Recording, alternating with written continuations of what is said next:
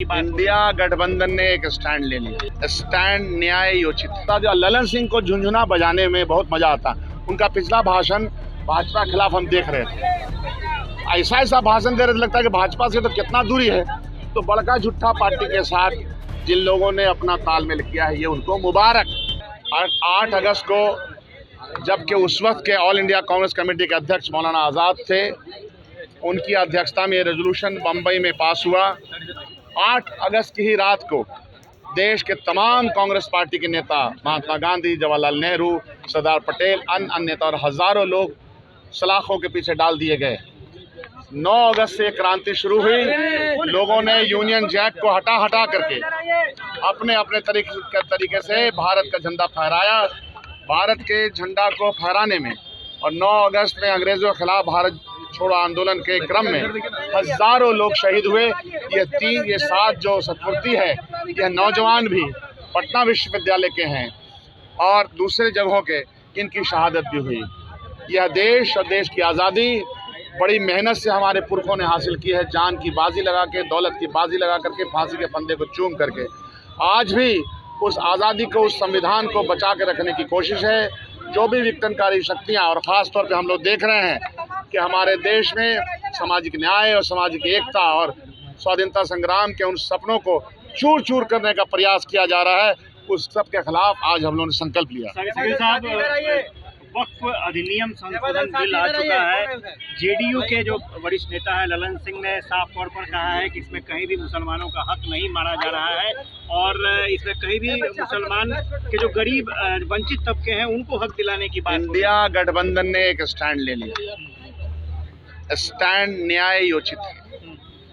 यह जो दान की ज़मीनें हैं, जो हमारे पुरखे जो हिंदू हैं और मुसलमान दोनों ने दान किया हुआ प्रॉपर्टी इसलिए दिया कि उसको समाज में, समाज के काम में लगाया जा सके। बिहार में वक्फ की प्रॉपर्टी पे सरकारी स्कूल भी चल रहे हैं, तो गोया के सुविधा के लिए हमारे बुजुर्गों ने स्कूल में, कॉलेज में, जगह जगह पे दान दिया।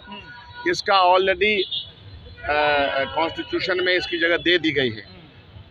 इसको माइनॉरिटीज़ के लोग जो इसका देख रेख करते हैं, उनकी पोजीशनिंग संविधान के अंदर आर्टिकल के द्वारा दिया हुआ, ये सब बहस हो चुकी है।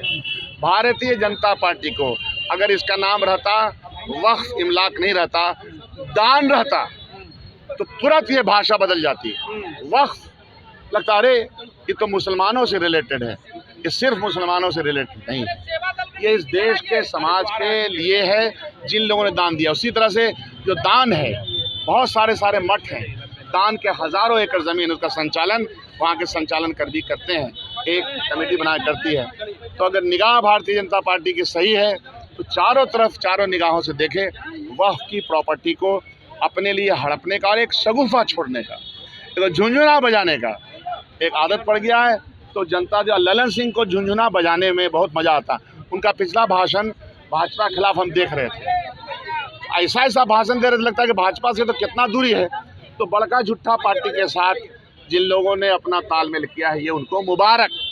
यह लोग अपॉर्चुनिस्ट लोग होते हैं। हिंदी उसका क्या होगा मैं बोलना नहीं चाहता हूँ, हर आदमी जानता है कि अपॉर्चुनिज्म का हिंदी क्या होता है, द से शुरू होता है। मांझी और आरक्षण मामले पे जागर गए, कैसे देख रहे हैं? द से शुरू होता है तो क्या संकेत? हम कुछ नहीं बोले, हम तो भाषा के ज्ञानी लोग हैं, तो यह बात समझेंगे कि कुछ शब्द द से भी शुरू होता है, म से होता है, ह से होता है, क से होता है, ख से होता है, क ख तक से भी होता है। कुछ शब्दों की शुरुआत कहीं से होता है। तो इसीलिए वो तो ललन बाबू हैं, तो उनको जब मौका मिलता है, कभी इस पार, कभी उस पार, कभी इस गली, कभी उस गली, तो उनको आजकल मज़ा आ रहा है। तो मज़ा आ रहा है उनको। ये जनता दल यू के शीर्ष नेतृत्व है, वो तो शीर्ष नेतृत्व है ना, वो एक टेक्निकल नेता जनता दल में बनाए हुए हैं। तो टेक्निकली जो कहना है कहें। भरोसा है कि कुछ पॉजिटिव आएगा? दुनिया देश में तो आदमी भरोसा पे ही चलता रहता है। देखें आगे देखो क्या है। ललन सिंह और